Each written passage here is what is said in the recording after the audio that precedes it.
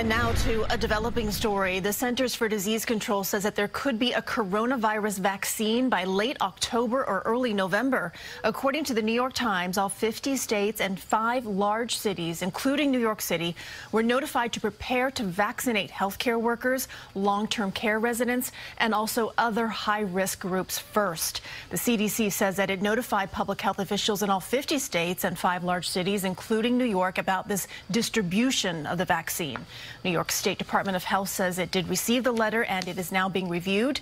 In terms of the timeline, which is what everybody's so focused on, both the success rate of the vaccine and, of course, how quickly it can get out, Meg just talked about millions of doses come this fall. Is that late fall? Is that early fall? What are you looking for? What's going to be the trigger in terms of how quickly you'll know that it's working even over, I imagine, this summer during the testing phase?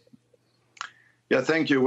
Pfizer, in its contribution to make a difference in this devastating pandemics, has put in place plans for having the vaccine in millions of doses, as Meg so well described, by October. And the plans involve ramping up to tens of millions later this year, and with the potential for hundreds of millions in 21. So it's a very quick plan, as we now are dosing participants, healthy participants in U.S. and Germany. They have to get the shot. The vaccinations are so important. This is really going around now. They have to get their shots. I don't want to see 25,000 people where you have empty seats all over the place because of distancing. When do you think we could get back to that, Mr. President? How long is this going to take to get back to normalcy? Yeah, I think we're going to have a vaccine by the end of the year. We're doing very well with the vaccine. And I will tell you something. I just literally left a meeting. We're mobilizing our military and other forces, but we're mobilizing our military on the basis that we do have a vaccine. You know, it's a massive job to give this vaccine.